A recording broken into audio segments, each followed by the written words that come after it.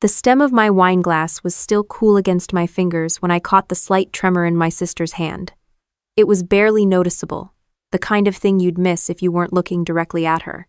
But after years in the army, especially handling documents and threat assessments, my eyes were trained to pick up micro-movements most people never notice. Claire smiled at me across the table like nothing in the world was wrong. It was the same smile she'd used our entire childhood whenever she wanted something. Back then, it was usually my Halloween candy or my spot on the couch. Tonight, apparently, it was my future. We were sitting in Lommel and Burke, one of those restaurants where the cheapest thing on the menu looks like a typo, and the host treats you like you're walking around with a nuclear launch code in your purse. The place was buzzing with quiet conversations and the kind of laughter that comes from people who definitely own boats. It was supposed to be a celebration. I had just sold Redline Tactical Analytics, the company I built while serving in the Army Reserves for $60 million. I wasn't some tech wizard. What I built was more practical. A data platform that helped units run supply forecasts in real time, reducing dangerous shortages in forward operating areas. Vendors wanted it. Contractors wanted it. Big companies wanted it. Eventually, Atlas Dominion Systems wrote a number with 8 digits, and I signed. Tonight was my attempt to do something normal, something non-military, something soft. Have a nice dinner, toast to big changes, maybe force a real conversation with Claire now that we were both adults. But the tremor in her hand told me that tonight wasn't going to be soft at all. A waiter passed behind her right shoulder, and she glanced at him like she was checking whether he heard anything. Not the glance of someone having a casual dinner, the glance of someone running a mental checklist. Her husband, Marcus, leaned back in his chair, sipping his overpriced bourbon like he owned the building. He didn't. In fact, he barely paid the utilities at the condo he lived in. But he carried himself like every room was waiting for his approval. "You must feel so relieved," he said, swirling his drink without looking at me. $60 million, no more deployments, no more military emergencies. You can finally relax. Relax. The word landed strange. I'd heard it from commanders, therapists, and one ex-boyfriend who complained I analyzed restaurant exits too much. But coming from Marcus, it felt less like advice and more like a setup. "Relief isn't the word I'd use," I said. "Oh?" he asked, eyebrow raised. Before I could answer, a young waiter, the same one who'd been hovering awkwardly behind me earlier, accidentally bumped Marcus's chair. Marcus made a show of straightening his suit jacket. The waiter apologized quietly, and the instant he turned toward me, his eyes locked with mine. He blinked twice, almost like a signal. My attention went back to my wine glass. The surface of the red liquid looked perfectly still, but something about the smell felt off, barely noticeable. A chemical trace you wouldn't detect unless you'd spent years in situations where one misjudged odor could identify something dangerous. Claire lifted her own glass, taking a slow sip while watching me over the rim. Not subtle, not even trying to be. I leaned back in my chair, letting the noise of the restaurant fade. I'd been in interrogation rooms quieter than this moment. The way Claire's gaze stayed fixed on me made something tighten at the base of my neck. I finally spoke. "You seem tense." "Me?" She laughed lightly. "No, just excited for you. $60 million doesn't happen every day." "It really doesn't," Marcus added, giving me a smile that didn't reach his eyes. The waiter drifted near our table again, pretending to adjust the silverware on the empty table beside us. He kept his voice low. "Ma'am, don't drink from that glass." I didn't turn my head. I didn't flinch. I just looked straight ahead and spoke quietly. "Why not?" I hesitated. "Something was added to it. I saw your sister." I didn't need more detail than that. The military teaches you many things, but the most important is that hesitation is a luxury you rarely get twice. My hand stayed relaxed on the stem of the glass as I considered my options. Confronting Claire here would go nowhere. She'd laugh, Marcus would defend her, and the waiter would lose his job for putting himself between me and whatever plan they thought was going to work. Calling the police would slow everything down and create a mountain of paperwork I didn't have the patience for at that moment. And leaving the restaurant wasn't an option, not if I wanted to understand how far they were willing to go. I needed information. And information comes easiest when the people plotting against you think they've already won. So, when the waiter stepped away, I gently tipped my water glass with my elbow, sending ice and water across the table. It splashed onto Marcus's lap. He jumped up, swearing under his breath. Claire gasped in automatic annoyance. Perfect. In that distraction 5 seconds, maybe less, I switched our wine glasses. Smooth, controlled. I'd done trickier things in combat zones wearing full gear. By the time Marcus returned to his seat, muttering about cheap chairs, the table looked untouched. Claire didn't notice a thing. The smile she gave me as she raised her glass again was the kind of smile thieves give cameras when they think the lens is broken. I raised mine too, the clean one, and took a small sip, just enough to keep the act smooth. We talked about nothing. She asked about the sale. He asked about taxes he clearly didn't understand. I answered casually, waiting for the shift the moment faces change, breathing changes, awareness slips. It didn't take long. 10 minutes later, Claire blinked hard. Twice. She pressed her fingers to her temple. You okay? I asked. She waved her hand lightly. Lights feel bright in here. Did they turn them up? Marcus kept talking, ignoring her completely, because of course he did. But I didn't take my eyes off her. Her pupils were slow to respond. Her eyelashes fluttered like she was trying to clear fog from her vision. She reached for her water but misjudged the distance and knocked it over. This isn't... She started, her voice thickening. This isn't right. Marcus paused mid-sentence. Claire, stop. You had one glass of wine. Her hands trembled. Her shoulders slumped. Her words blurred at the edges. She tried to stand, but her knees buckled before she could straighten. She collapsed back into her chair, eyes rolling upward. The restaurant went silent. I stood quickly, reaching across the table like a concerned sister should. Someone call an ambulance. But my heart was calm. No shaking hands. No panic. Just quiet, steady awareness. Because nothing about this was an accident.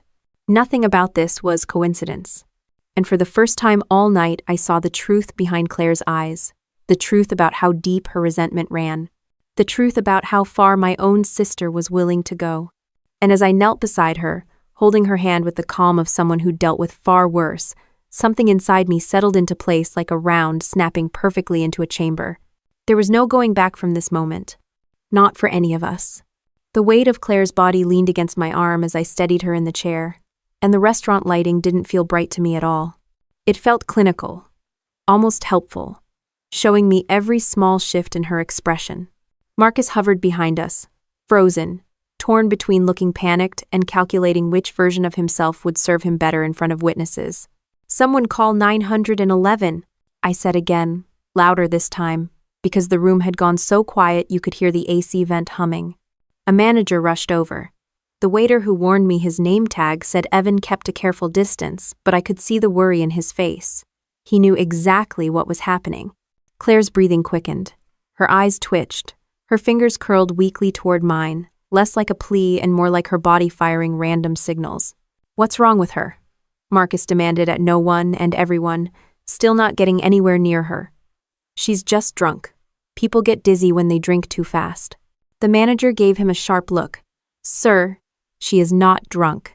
I kept my expression fully in concerned sister mode, slightly breathless, slightly frantic, but steady. You learn that kind of performance in the military. You stay calm when everyone else is losing it, and you don't let your eyes give away the truth. Claire slurred something that sounded like my name, then her head tipped awkwardly sideways. I've got her, I said, guiding her gently upright. Marcus hovered behind me but took a step back when Claire jerked. A pulse of irritation flashed across his face. Not worry, annoyance. That told me everything I needed to know about his priorities. Paramedics arrived within minutes. They moved with practiced efficiency, unfazed by the panicked hush of the dining room. One knelt beside Claire, shining a penlight into her eyes, pupils sluggish. Ma'am, can you hear me? No response. Another paramedic looked up at Marcus. What did she take? He straightened, ready to perform. She's allergic to shellfish. The scallops must have been contaminated. This restaurant is getting sued. We didn't order scallops, I said calmly before anyone could respond. We ordered steak. Marcus's face twitched like he wished he could delete the last 10 seconds. I meant the appetizers. We didn't order appetizers, the manager cut in. Marcus shot him a tight smile. Mind your own business. The lead paramedic didn't seem interested in Marcus's improvisation. He asked, Ma'am, do you know if she's on medication? Anxiety meds? Sleep aids? Anything that could interact with alcohol? I looked at Marcus, waiting for him to provide the lie he'd rehearsed. He opened his mouth, then hesitated, realizing he didn't know which fake medication name to use in front of actual medical professionals. She takes something, he said vaguely. For nerves. The paramedic nodded like he'd heard this one 100 times before. We'll take her to Mercy General. She needs a full talk screen. That sentence made Marcus visibly stiffen. A public hospital, not some private clinic where people could quietly disappear test results. He grabbed the paramedic's arm. Is that necessary?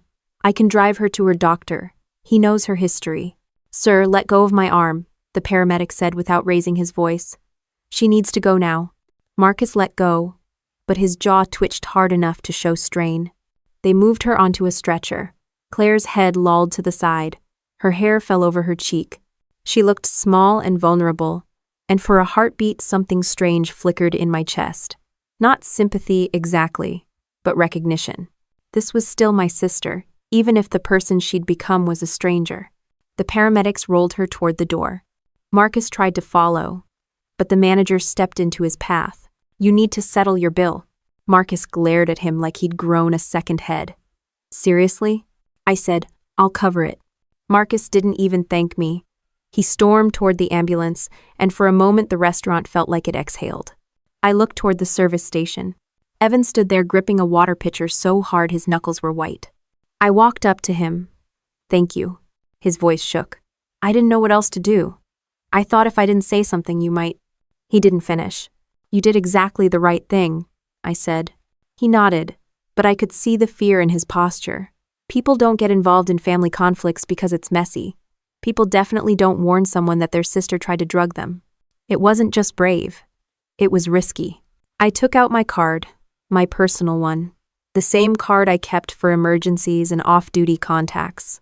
If anything in your life ever goes sideways, you call me. I mean it. He stared at the card for a long second before tucking it into his apron pocket. I left the restaurant and stepped into the cool air outside. Marcus was pacing near the ambulance, arguing on the phone, probably trying to get anyone to intervene before the talk screen made things official. He looked up at me, his expression shifting the moment he saw I wasn't panicked. What are you doing? Get in the ambulance. I'll meet you at the hospital. You need to come with us, he insisted, trying to manufacture urgency.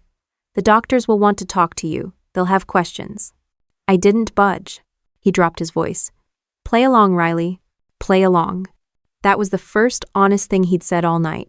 The paramedic closed the back door. The ambulance pulled away, leaving sirens echoing against the surrounding buildings. Marcus cursed under his breath, then stormed toward his car. I walked to mine with slow, steady steps. That's the military in me. You don't rush unless rushing gives you an advantage. And I needed a clear head, not adrenaline. Inside the car, with the door shut, the noise of the city dulled to a low hum. I didn't turn the ignition. I just sat there, letting the silence settle around me. My sister had tried to drug me. That fact didn't get softer no matter how I rolled it around in my mind. It didn't sound less dramatic or less real. It sat sharp and cold in my chest. The moment I sold my company, my work, my years of sacrifice, my military time poured into one creation, Claire saw $60 million land in my account. And she decided I didn't deserve to manage it. Not long term, not while alive, not with a functioning mind. I rested my hands on the steering wheel and closed my eyes for a moment. We weren't just dealing with jealousy or resentment or childhood baggage. We were dealing with a plan, something organized, something that required steps, something that had a timeline. People don't decide to drug someone on a whim, not with this level of coordination. And if Claire did it, she didn't do it alone. That meant someone else was involved. Someone with motive. Someone with influence. Someone who understood that if you make a decorated army officer look unstable enough, confused, paranoid, mentally compromised, you can strip her rights just as effectively as if you'd killed her. All you need is the right paperwork and a manufactured medical scare. I finally turned the key in the ignition, letting the engine hum to life.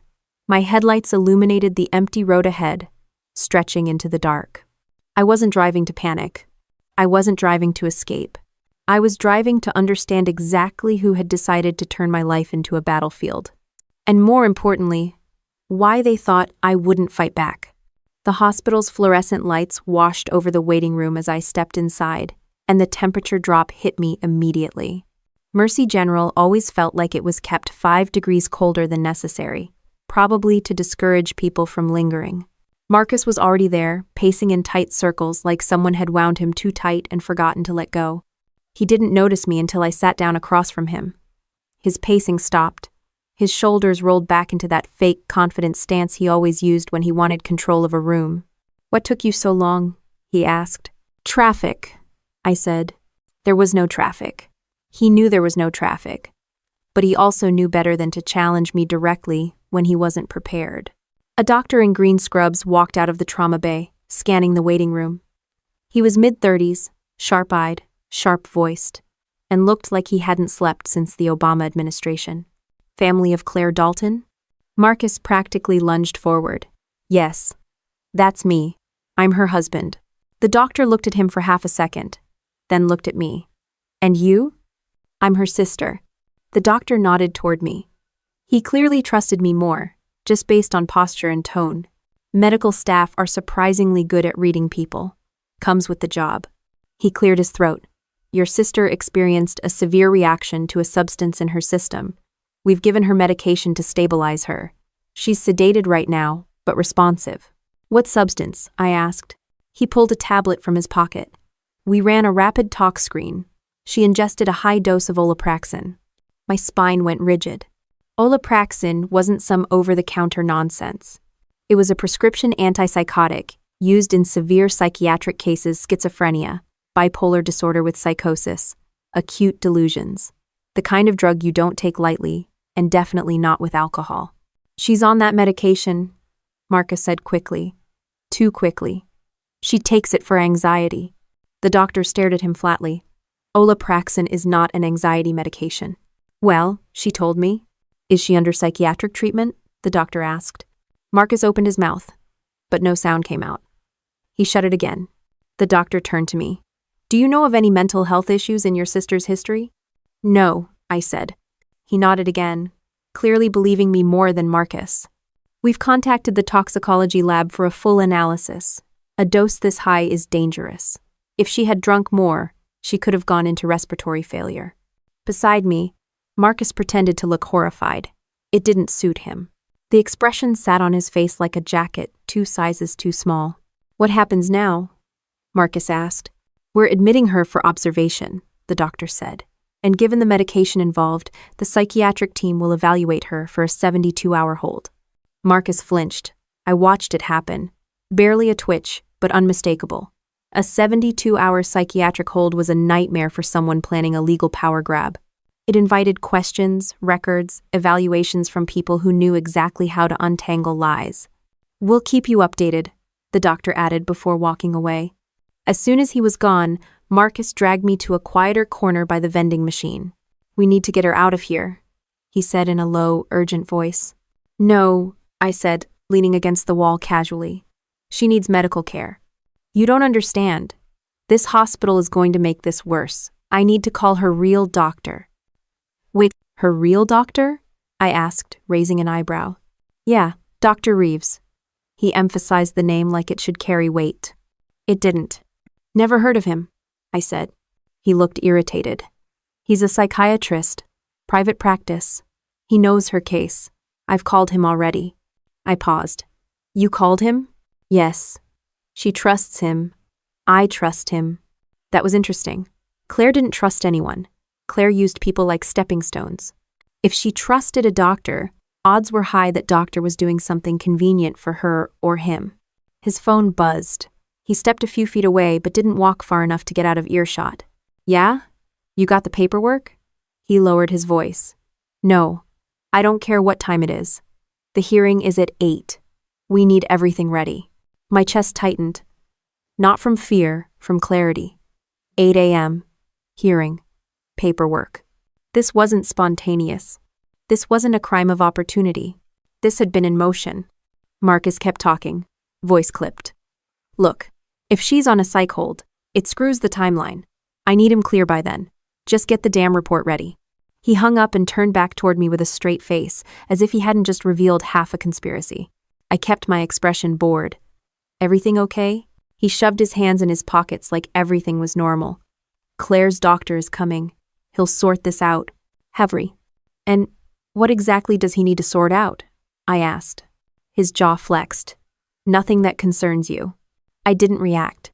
Reaction gives opponents leverage. The army teaches you that every second of every interaction. He stepped closer. Look, Riley, you're handling this wrong. Claire's been under stress. A lot of stress. She didn't mean for this to happen. She didn't mean to collapse in a restaurant? I asked dryly. He sighed dramatically. It's complicated. End of quote. Complicated was rich, coming from a man who had the emotional range of a paper towel. He leaned in enough that I could smell bourbon on his breath. You need to stay out of the way on this one. Why? Because you always make things worse. I almost laughed. He was slipping. People under pressure show cracks. Marcus was cracking like a dropped dinner plate. I stepped back and pulled my phone out. I'm going to check on Claire. No, he snapped. They won't let you in yet. That. The way he said it was too fast, too defensive. Like he was worried what she might say once she woke up more fully. I walked toward the elevator anyway. He followed me halfway, then stopped when a nurse asked him to sign a form. On the 4th floor, where the specialized care units were, the hallways were quieter. Nurses walked with silent efficiency. The smell of disinfectant was stronger. I found Claire's room, room 414. The door was partly open. A dim light glowed inside. I stepped in. Claire lay in the bed, eyes half open but unfocused. Machines beeped rhythmically. She looked exhausted, fragile, stripped of the sharpness she usually carried like armor. When she heard the door, she shifted slightly. Riley? Her voice was weak, but I heard something in it. Something I hadn't expected. Fear. Pure, raw fear. She blinked slowly. Is Marcus here? Not right now, I said, pulling up a chair. She swallowed hard, her throat tight. Her eyes drifted, then snapped back to mine. He said we had to do it today. My pulse steadied. Do what today? She winced, trying to pull herself up a little. Her hands trembled as she spoke. He said, after the sale, you wouldn't know what was real anymore. He said you were getting paranoid. He said it would keep you safe, that it was for your future. I didn't interrupt. Let her unravel it herself. He had a doctor, she said, voice thin. Dr. Reeves. He said the doctor would take care of everything, that they'd help you, that you'd be okay once they handled it. Her breath hitched. It didn't feel right, she whispered, but he kept saying we had to do it before the hearing. What hearing? Her eyes welled. The one tomorrow morning, the conservatorship. My jaw clenched, but I kept my tone even. And what did he say would happen to me? She didn't speak. She didn't have to. I could see it in her eyes. Marcus wasn't trying to protect me. He wasn't even trying to steal the money. He was trying to erase me. And he'd nearly succeeded. Claire blinked again, her vision fogging over. I'm sorry. A strange silence settled between us. Not closure, not peace. Just a break in the noise where truth lived, bare and ugly. Outside the room, footsteps echoed down the hall. Slow, purposeful. Someone heading our way. The kind of footsteps that belonged to someone who believed he had authority here. I didn't need to check to know the name on his badge. Dr. Reeves stepped into the doorway like he expected the room to bow. Mid-50 seconds, neatly groomed beard, expensive briefcase, and the kind of posture people use when they want strangers to assume they're important. He scanned the room, saw Claire half sedated in the bed, saw me sitting beside her, and his expression tightened just enough to reveal irritation. He wasn't expecting me. Riley Dalton, he said, like he was announcing the winner of a contest he didn't approve of. I didn't stand. You must be the doctor who keeps odd office hours. He gave me a thin, professional smile. When a patient's husband calls about a psychiatric emergency, I make time. Funny, I said. You're not listed as her attending physician. I'm her private psychiatrist, he corrected. You wouldn't know about her recent treatment. N-O-N. His tone implied he was doing me a favor by existing. Claire's hand curled slightly in the sheets, as if she understood the weight behind his words, even in her fogged state. I kept my voice level. According to her talk screen, she ingested a large dose of Olapraxin. Care to explain why she'd be prescribed that drug? He wasn't rattled, just annoyed. I knew what it was. Olapraxin is sometimes used off-label for severe anxiety. No, it isn't, I said plainly. His lips pressed together. A soft warning. Claire blinked at him, dazed. Marcus, said it was safe. Reeves didn't look at her. He looked at me. Your sister is confused. The drug can cause disorientation. I suggest you stop pushing her. Pushing her, I repeated quietly. He stepped closer to her bed. Claire, I'm going to get you transferred to my clinic. We'll run further tests there. You'll recover more comfortably. No, I said before he could touch anything. She stays here. He turned sharply. You don't have the authority to make that decision. Neither do you, I replied, unless you're her medical power of attorney. He hesitated. Are you? I pressed. No, he admitted. Then you're a visitor. For a moment, the room felt colder. He didn't like being reminded of boundaries he planned to bulldoze. He recovered quickly. The conservatorship hearing tomorrow will clarify everything. Marcus and I will ensure she gets the care she needs. I stood, slowly, deliberately. You and Marcus scheduled the hearing together? His expression froze. Just a fraction, but enough. He lifted his briefcase, clearly done pretending. Claire needs rest. If you truly care for your sister, I suggest you stop interfering. Then he walked out. The hallway swallowed his footsteps, leaving a quiet that felt heavier than before. I dialed a number I hadn't used in almost a year. It rang twice. A sharp female voice answered. This better be good. I'm eating. End of 12. Jenna, I said, leaning against the wall outside Claire's room. I need your help.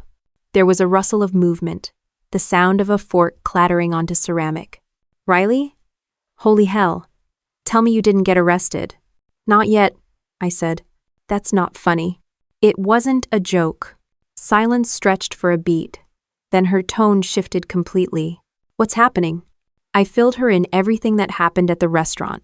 The waiter, Claire's collapse, Marcus's phone call, the hearing scheduled for 8 in the morning, and Dr. Reeves appearing like he'd been summoned by a script. When I finished, Jenna breathed out slowly. You're telling me your sister's husband is trying to force a psychiatric conservatorship on you the day after you close a $60 million sale? Yes, I do. And he has a private psychiatrist involved? Yes. And they tried to drug you in public? Yes. I'm gonna go out on a limb here, she said, and say these people are dangerously stupid. Dangerously something, I said. There was the sound of keys jangling. You still at Mercy General? Yeah. Stay put. I'm 20 minutes out. I hung up and stepped back into Claire's room. She was drifting in and out, her breath shallow but steady. Seeing her like this stirred something I didn't expect. Anger wasn't new. I had plenty of it over the years. But this wasn't the wildfire kind. It was colder, focused, sharpened by betrayal.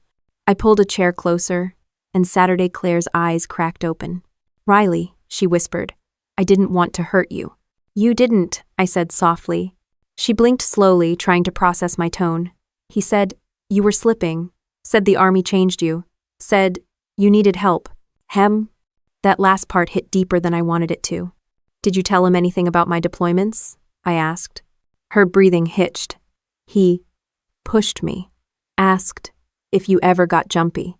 Asked if you ever stayed up all night.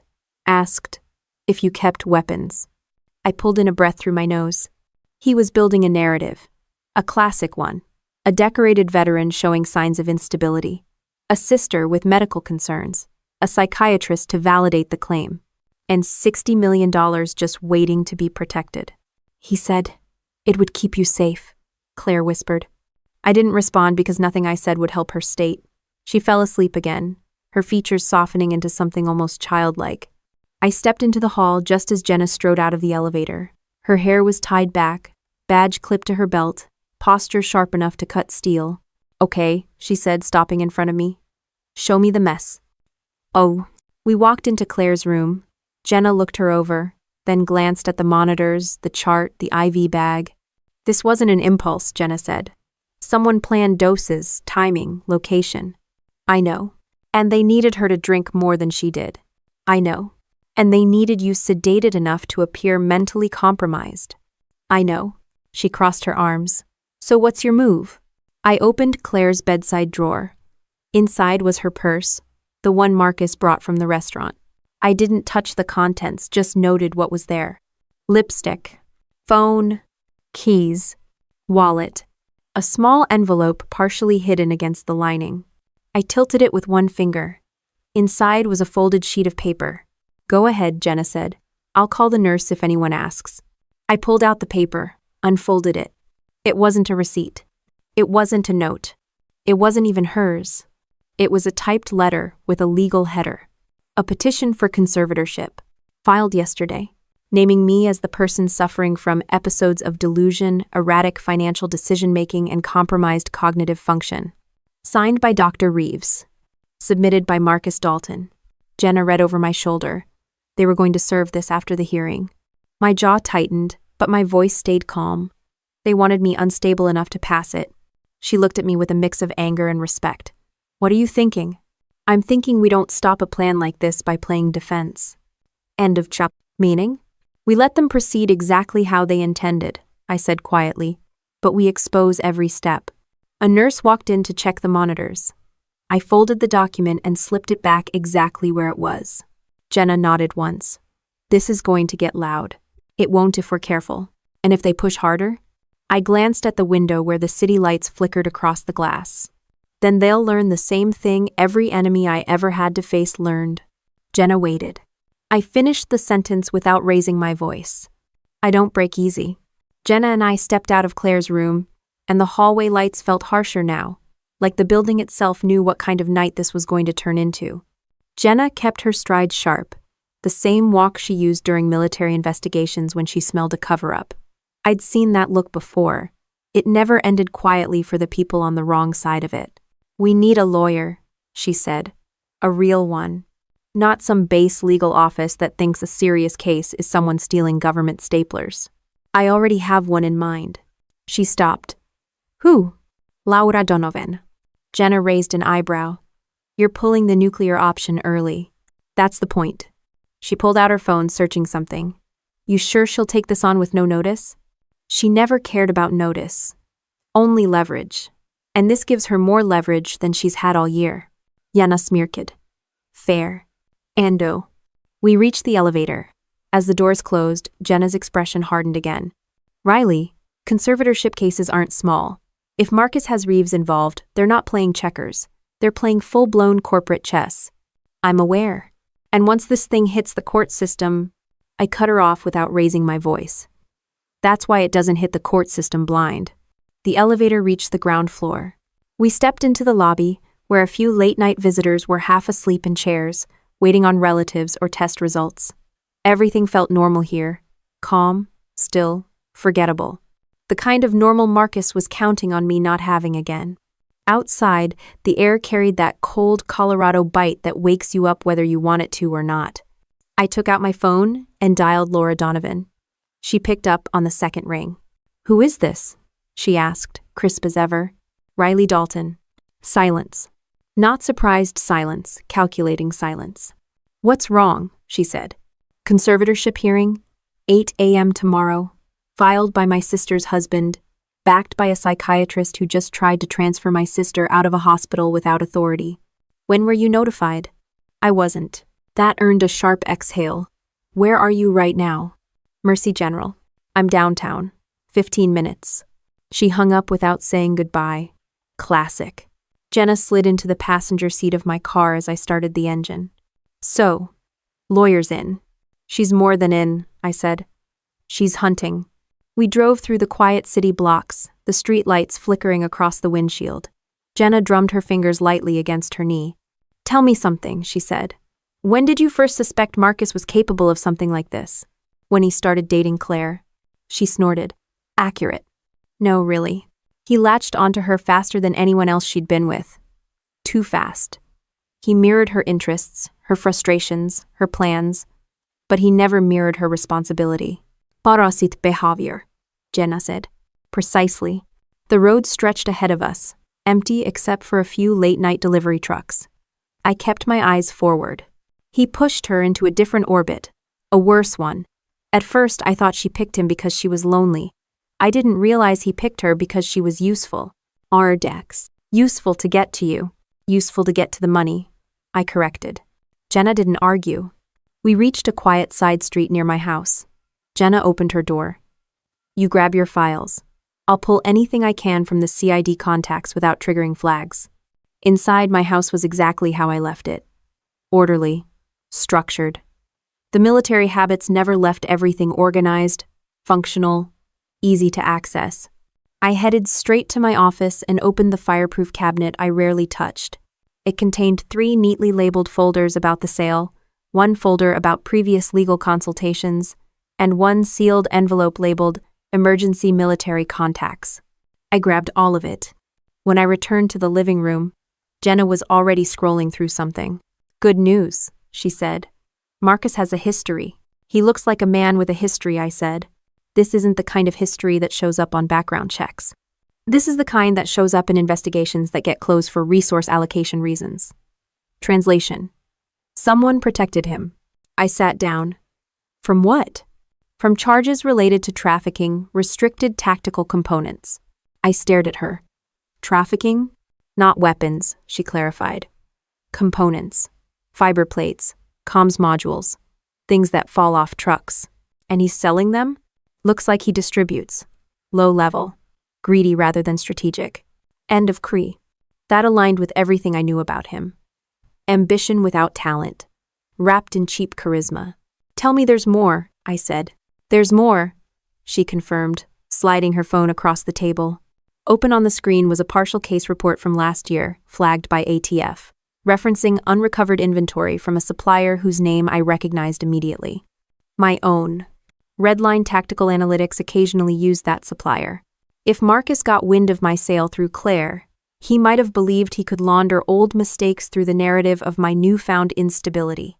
Attach enough mental instability to a veteran, and people stop asking why half her old contractors are missing inventory. Jenna leaned back. So, they're not only trying to take your money, they're trying to dump liability on you. I absorbed that quietly. They needed the conservatorship to make it stick. 1. If you were declared incompetent, you couldn't legally defend yourself. On anything. A short silence settled. Then Jenna asked, What's your plan when we meet your lawyer? Simple, I said. We lay out everything. Not the emotional stuff, the factual stuff. Timelines, who knew what and when, motive, opportunity, the attempted drugging. Reeves showing up too cleanly. Marcus making calls about paperwork. Claire's statement, partial as it is. I know. And then? And then we make sure the judge sees everything before Marcus can spin it. Judges hate being manipulated, Jenna said. Especially by amateurs. Marcus isn't an amateur, I said. He's just stupid. Jenna laughed. God, I missed working cases with you. The doorbell broke the moment. I looked at the clock. Exactly 15 minutes since I called. I opened the door. Laura Donovan strode inside like she owned the property. Pinstripe suit, dark hair pulled into a low twist, leather briefcase, and a stare that could burn the paint off a wall. She didn't shake hands. She didn't take off her coat. She didn't introduce herself to Jenna. She simply said, Show me everything. We moved to the table. I emptied the folders, the conservatorship petition, my notes, my phone logs. Laura scanned each document with a speed that made me wonder if she slept during legal briefings while her subconscious memorized everything. She paused when she reached the conservatorship petition. They filed this yesterday, she said. That means they expected to serve you today. They tried, I said. And they needed you impaired to guarantee compliance. Correct. She looked at Jenna. You're Sid. Former, Jenna said. Good. That means you understand the importance of timing. Jenna nodded. We don't want to stop them. We want to expose them. How piece it. Laura leaned back, tapping the petition against the heel of her hand thoughtfully. You want them to continue to the hearing? Yes. So, they incriminate themselves in front of a judge? Yes. Laura's eyes sharpened. Then you need 3 things tonight.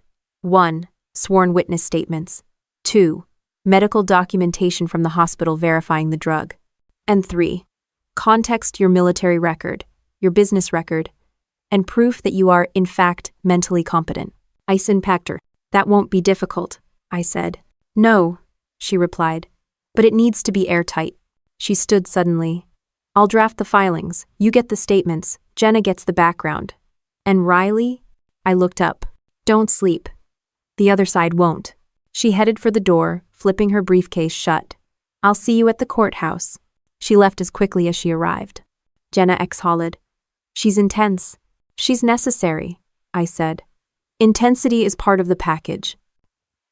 I gathered the papers, aligning them carefully into stacks. Every detail mattered. Every timestamp. Every inconsistency in Marcus's behavior. The sun wouldn't rise for hours, but the air carried that quiet shift that happens when a night turns serious. Jenna snapped a pen between her fingers.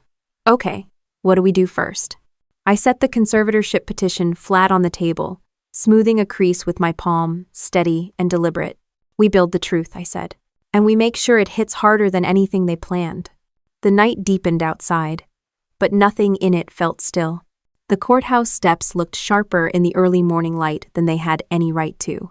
The cold air carried that thin metallic smell the city gets before sunrise, and for a moment I just stood there, feeling the weight of the day sit across my shoulders. Not fear, not nerves. Just the awareness that whatever happened in the next hour would be written into the rest of my life. Jenna nudged me once with her elbow. You're thinking too loud. I pushed open the heavy glass door. I'm thinking just enough. Inside, security scanned us. Standard routine, but I could feel the guards giving me that extra glance people give veterans when something about your posture hints that you're not here for jury duty.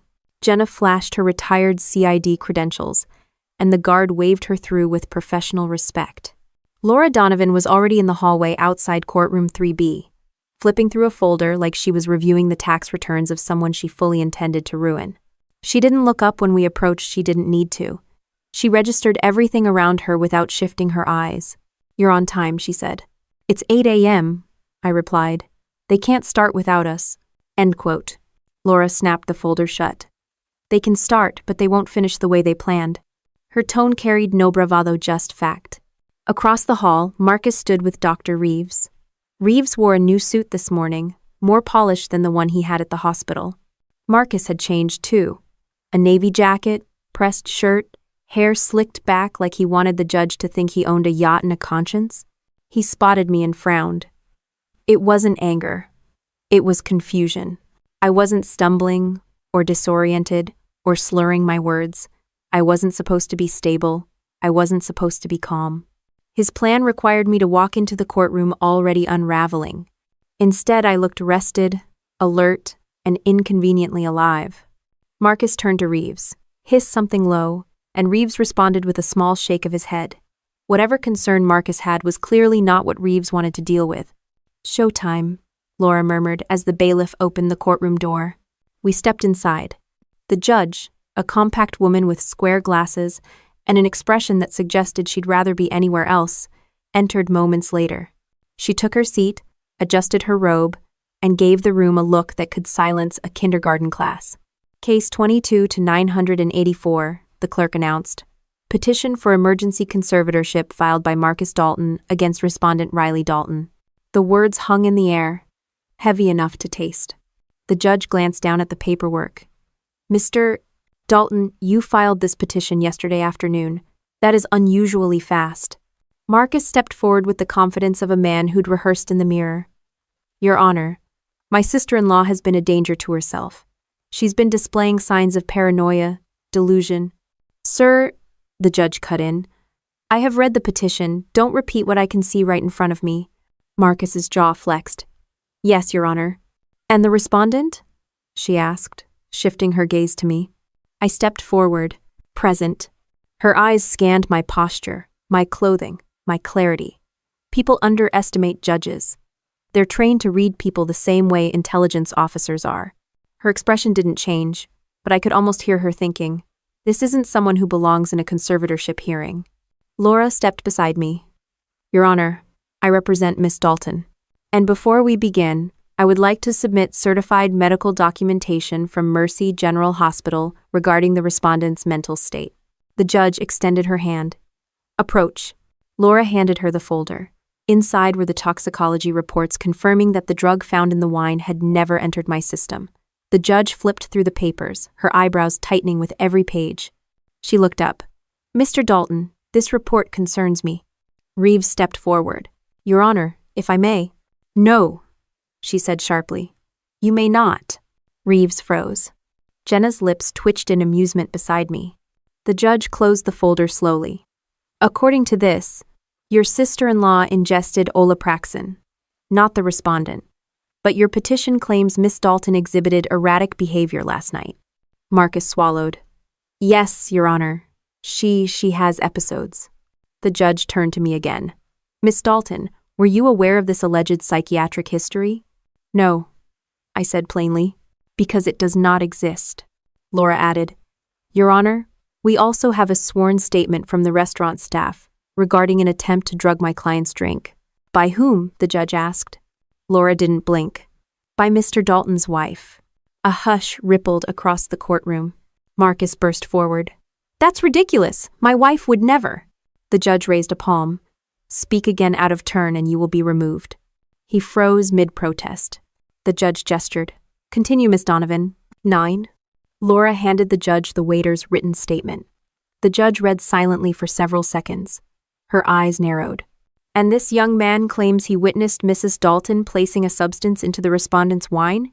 Yes, Laura confirmed. And the toxicology results prove Mrs. Dalton, not my client, ingested it. The judge turned to Reeves.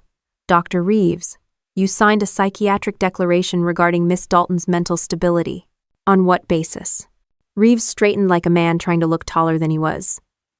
She has a documented history of military trauma that can manifest in unpredictable ways. The judge pressed her lips together. Do you have medical records to support this statement? Reeves's silence stretched dangerously thin. I asked you a question, the judge said. There are behavioral indicators. Do you have records? She repeated. No, Your Honor. Then your statement is worthless. Sit down. That, Saturday. Jenna murmured under her breath. I love this woman. The judge closed the folder, leaned back, and fixed Marcus with a stare that could peel paint. You filed an emergency conservatorship petition without evidence. You provided a false psychiatric declaration. You brought an unverified medical professional to an emergency hearing. And based on these documents, your wife appears to have attempted to drug the respondent. Marcus's face drained of color. Then, the courtroom door opened. 2 agents stepped inside wearing ATF jackets. Marcus froze like a deer meeting headlights it thought were farther away. The judge did not look surprised at all. Ah, you're here. The taller agent nodded. Yes, Your Honor. We have questions for Mr. Dalton regarding an ongoing investigation. Marcus stepped back instinctively. What investigation? I don't know what this is about. The agent replied with no expression at all. Restricted tactical components linked to a supplier you've been in contact with. My supplier. Of course. Marcus tried to speak again, but words failed him. He looked like a man trying to swallow sand. The judge folded her hands. Mr. Dalton, this hearing is dismissed, permanently. The petition is denied, the claims are void, and you are ordered to cooperate fully with federal agents. The courtroom stayed perfectly still, not one breath out of place. No theatrics. No outbursts. Just the slow, inevitable unraveling of a plan that had never been as sophisticated as Marcus believed.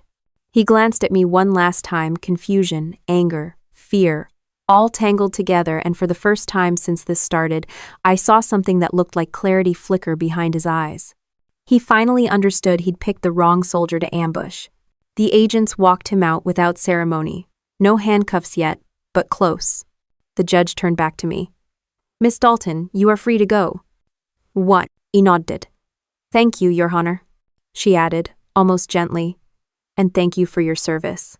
Outside the courtroom, the hallway lights felt warmer than when we first walked in. People passed by without looking twice. Ordinary life kept moving. But none of this felt ordinary. Jenna exhaled slowly. You handled that well. Laura closed her folder. We're not finished. I adjusted my jacket, steady and calm. I didn't assume we were. However, the hallway outside the courtroom still buzzed faintly with the energy Marcus left behind, like static after a storm. Laura walked ahead with the brisk confidence of someone already rearranging the legal battlefield in her head. Jenna stayed beside me, scanning the faces around us with that investigative instinct she never managed to retire. We reached a quieter corridor where the noise dimmed and Laura finally stopped. She opened her briefcase and pulled out a smaller folder, sliding it toward me. "This," she said, "is what we used to finish dismantling Dr. Reeves. Action." Inside was a printout of every public action Reeves had taken in the last decade. Malpractice claims, settlements hidden behind non-disclosure agreements, a suspicious pattern of patient transfers, and one particularly interesting complaint from a woman who claimed he'd coerced her into unnecessary psychiatric treatment tied to financial control by a partner. Jenna let out a low whistle. "So he's been running this playbook for a while." Laura nodded. "Men like Reeves are predictable. They take advantage of vulnerable women, form alliances with manipulative partners, and mask it all under medical jargon. Marcus wasn't his first collaborator," I said. Laura tapped a page. "Not even close." Before she could say more, the bailiff approached us. "Judge wants all parties back inside. She has questions for Dr. Reeves." Laura smiled, but it wasn't a pleasant expression. "Of course she does." When we re-entered, Reeves stood near the bench, pacing tightly. Without Marcus beside him, he looked smaller, like the polished persona he wore was beginning to crack around the edges. The judge adjusted her glasses and addressed him with professional displeasure. "Dr. Reeves," she began, "your psychiatric declaration raises significant concerns." He cleared his throat. "Your Honor, my assessment was based on clinical impressions." "Clinical impressions made without ever evaluating Miss Dalton?" He faltered.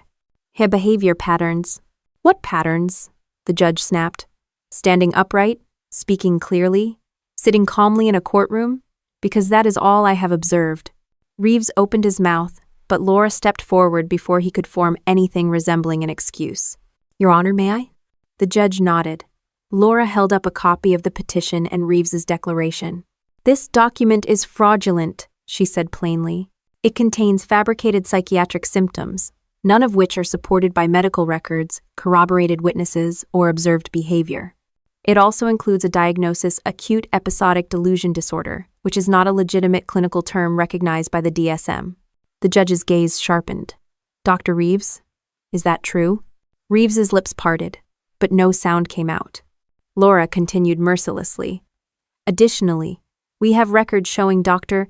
Reeves has a documented pattern of questionable patient transfers and at least one claim of coerced psychiatric treatment tied to financial manipulation." Gasps fluttered through the courtroom. The judge leaned back, assessing him not as a doctor but as a liability. "Do you deny these claims, Dr. Reeves?" He swallowed. "Those cases were misunderstandings." "Multiple misunderstandings?" Laura asked dryly. The judge waved her hand. "Sit down, doctor, before you say anything that forces me to consider contempt." Reeves obeyed, sinking into his chair like he'd aged 10 years in the last 10 minutes. The judge looked to me next. "Miss Dalton, earlier I noticed your posture and demeanor were consistent with someone trained in structured environments." "Military?" "Yes, Your Honor." "For how long?" 14 years. Major, Army Reserves." The judge nodded slowly, almost respectfully. "That explains the calm under pressure." "Obey." Her attention returned to the petition. "This narrative presented by Mr. Dalton and Dr. Reeves portrays you as unstable, but what I see is a decorated officer with exceptional control." Laura stepped forward again. "Your Honor, the timing of the petition is also critical. It was filed the day before Miss Dalton's company sale finalized, suggesting a financial motive." The judge didn't need convincing. "Yes, I noticed that." She turned to the courtroom at large. "Let the record reflect. This petition appears rooted in manipulation, not legitimate medical concern." Reeves shifted in his seat, tapping his foot nervously. He looked like he wanted to disappear. Jenna leaned toward me and whispered, "He's about 3 minutes away from melting into the floor." The judge wasn't done. "Miss Donovan, do you have further evidence regarding the events at the restaurant?" "Yes, Your Honor." Laura signaled to the bailiff, who retrieved a thumb drive. "This is the restaurant's security footage. It shows Mrs. Dalton reaching into her purse, removing a small vial, and placing a substance into her sister's wineglass. The judge's eyebrows rose. And this footage is authenticated? The restaurant provided it directly, Laura said. The judge looked ready to skewer someone. She motioned for the clerk to play it on the monitors. The video came up grainy, angled slightly downward, but undeniably clear. Claire's hand reached across the table. The vial, the shake, the stir. And then, me returning from my phone call. The judge paused the footage and stared at the frozen frame of Claire's hand mid-motion. That, she said, is not what concerned sisters do. The courtroom stayed silent for several beats. Even Reeves stopped tapping his foot. Then the judge turned toward me. Miss Dalton, based on the evidence presented here, you are not the unstable one. You are the target. Her words weren't dramatic. They weren't loud. They were simply true. Your Honor, Laura said, given this evidence, we ask that all claims in the petition be dismissed with prejudice. Granted, the judge said immediately, and we request that the court retain jurisdiction over any future filings from Mr. or Mrs. Dalton to prevent further fraudulent claims. The judge nodded. That will be noted. Reeves shifted again, clearly searching for an exit route that didn't involve handcuffs. The judge fixed him with one last piercing look. Dr. Reeves, your involvement here borders on criminal negligence. The state medical board will be notified. He sank lower. The judge slammed her file shut. Court is adjourned. No one moved for several seconds, as if waiting for the air itself to catch up. Then people started whispering. The bailiff began organizing files. The clerk powered down the screen. Reeves stood shakily and tried to head for the door, but two individuals from the courthouse security team blocked his path. Not to arrest him, just to escort him somewhere he couldn't make trouble. Laura gathered her folders. This is the part where his world gets very small, she said. Jenna cracked her neck. I'd pay money to watch his medical board hearing. I didn't respond right away. I was watching the courtroom door. The same door that Marcus had been dragged through earlier. People think battles end when the enemy leaves the room. But I've been in enough operations to know that's rarely true. Most battles don't end, they shift. And the quiet moments afterward tend to reveal more than the fight ever did. I stepped into the hallway, the air steadier now, as if the building had exhaled along with me. The lies were exposed. The manipulation dismantled. And the story Marcus tried to write for me had been ripped apart, paragraph by paragraph. But the fallout was still unfolding, whether anyone noticed it or not. The courthouse lobby felt too open, too bright, too calm for what had just happened. A couple of tourists wandered past the metal detectors, chatting about lunch spots, completely unaware that a man who tried to hijack my life had been walked out of the same building by federal agents less than an hour ago. Jenna stayed close beside me, her eyes tracking every movement with the instinct of someone who'd done too many interviews in too many poorly lit rooms. Laura joined us at the bottom of the stairs, tapping her folder against her thigh like she was already drafting her next argument. ATF wants to talk to you, she said. They didn't want to ask inside the courtroom. That's fine, I said. It won't be an interrogation, Laura added. They want information. Then they'll get it. End of pranny. We stepped outside into the cold air, and two ATF agents walked over. The taller one, Agent Fowler, introduced himself with a slight nod. Major Dalton, Agent Ruiz and I have some questions regarding Marcus Dalton and his involvement with restricted tactical components. Jenna raised an eyebrow at me. Told you, she murmured. Fowler continued. We're not accusing you of anything. We know your company followed federal compliance rules. What we need is context. Anything you know about Marcus's access to your suppliers. I leaned against the railing, hands in my pockets. He never had legitimate access, but he had Claire. Jenna cut in. Claire talked too much around him. He learned names, connections, enough to pretend he had an entry point. Fowler nodded slowly. And we believe he used those names to approach a distributor last year. Inventory went missing. High-grade ceramic plates, a few comm modules. Lower. That matches what I saw in the partial report from last year, Jenna said. Ruiz opened a small notebook. Did you ever approve any transfer to Marcus or any third party connected to him?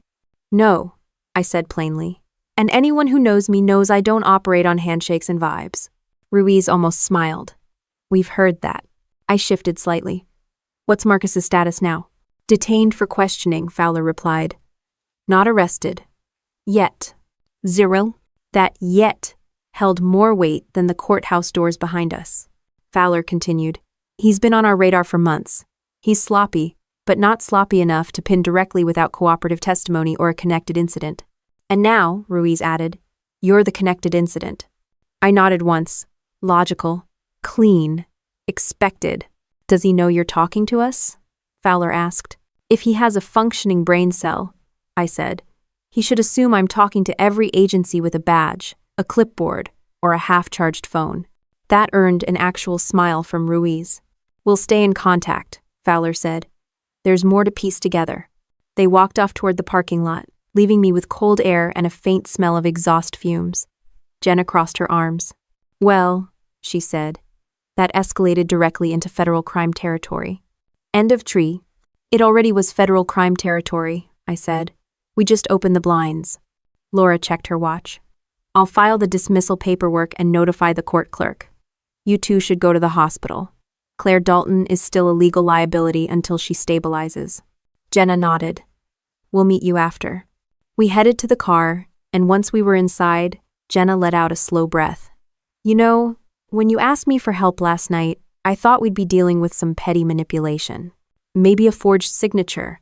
Maybe a couple of bad phone calls. Not an attempted incapacitation, medical fraud, and federal trafficking investigations. You sound disappointed, I said.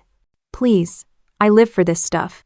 The drive to Mercy General cut through morning traffic, the kind filled with commuters holding coffees like they were clinging to life rafts. We parked in a quieter section of the lot and walked in.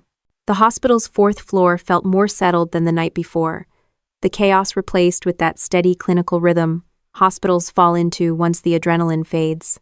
Claire's room was dim, but she was awake, eyes clearer this time. She looked toward the door when she heard our footsteps. Her voice was fragile but controlled. Did he? Marcus is with federal agents, I said. He's not coming here. That.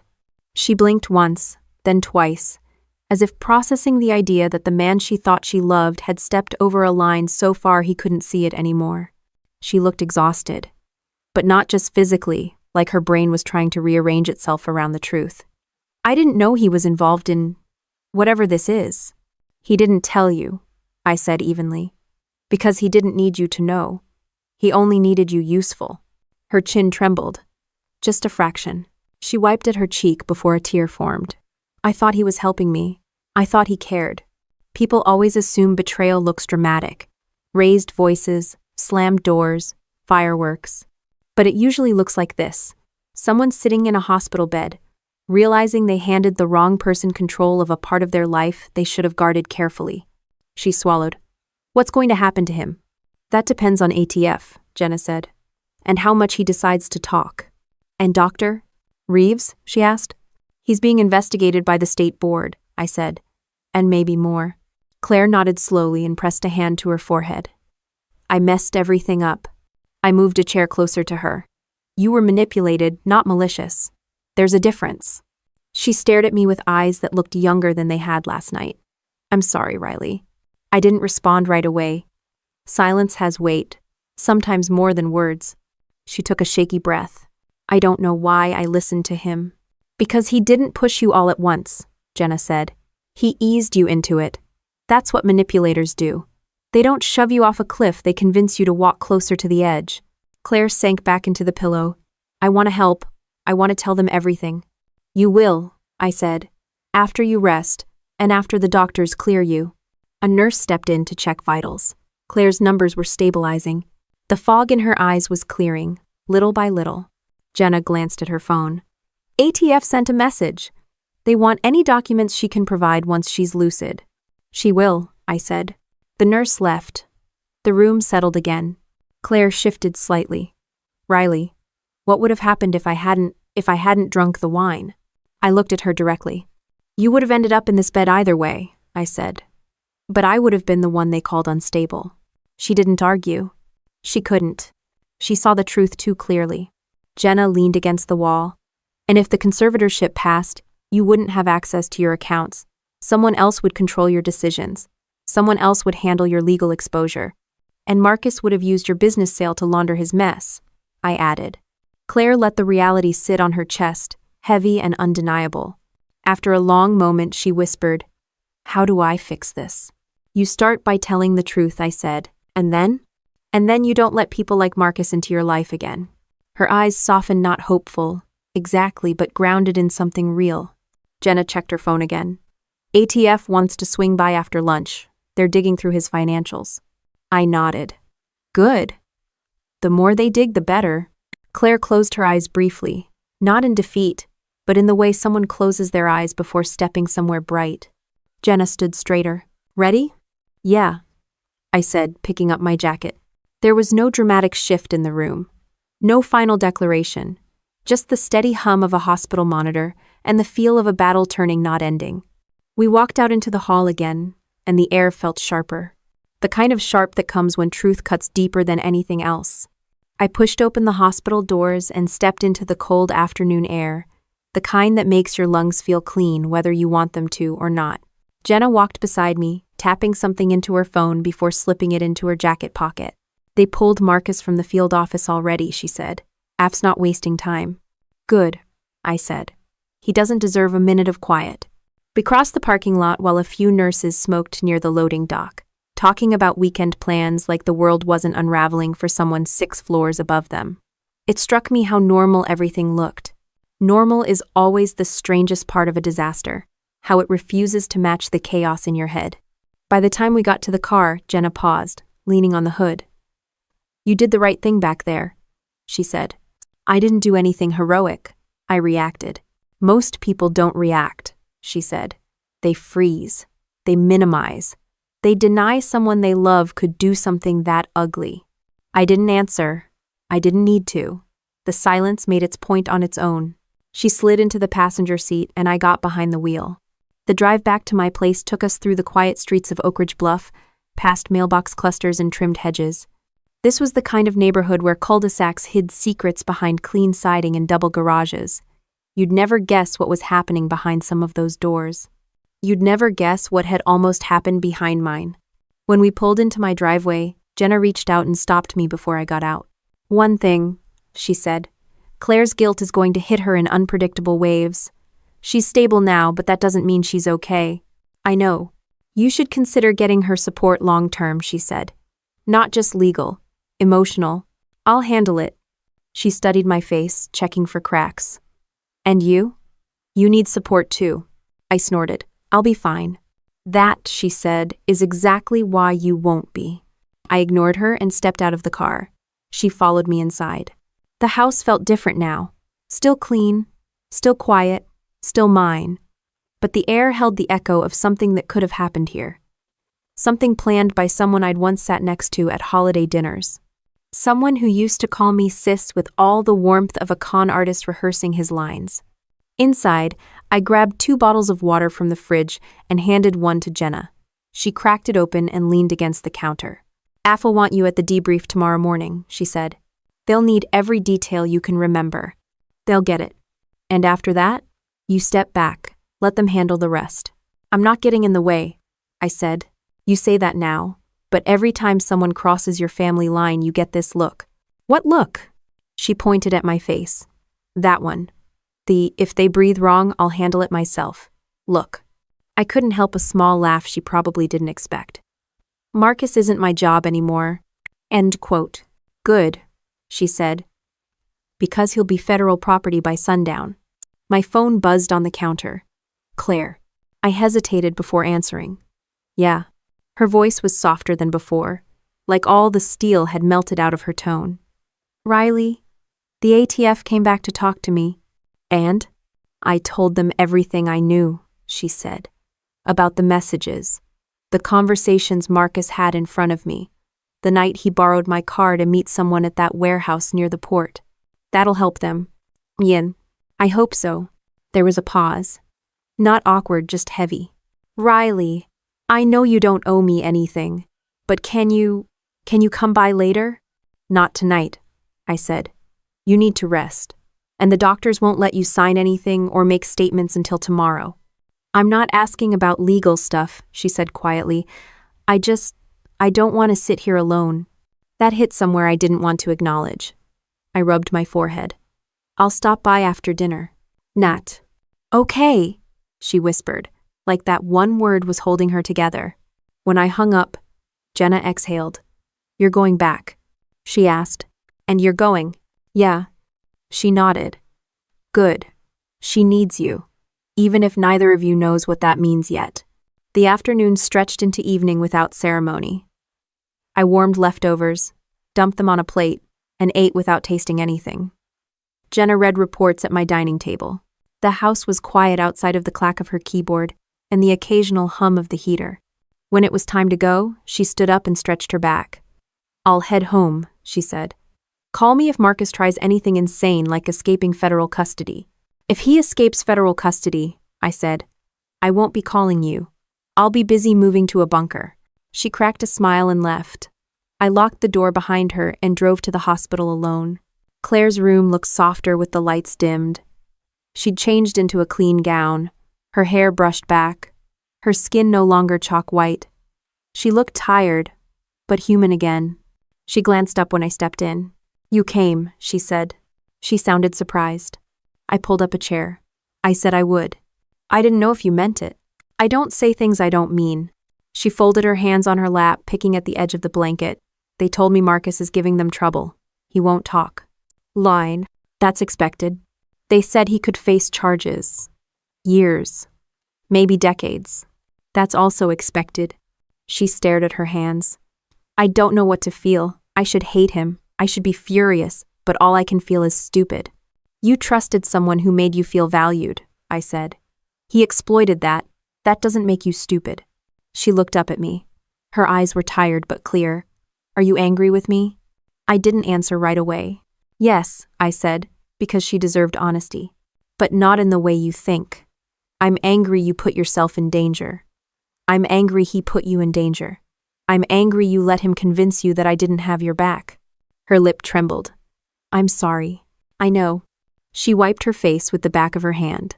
What happens now? Now, I said, you rebuild. Slowly. Honestly. Without shortcuts. And not because of guilt.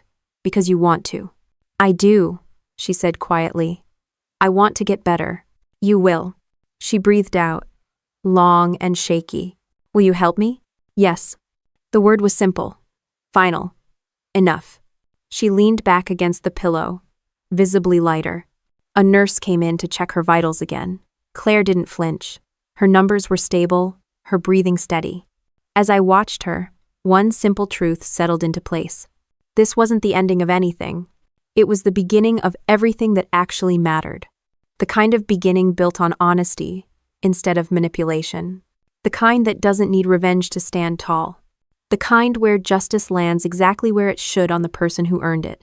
The world outside her window was dark, but the city lights flickered across the horizon, steady and unbothered. And for the first time since that dinner, the air finally felt like something close to peace.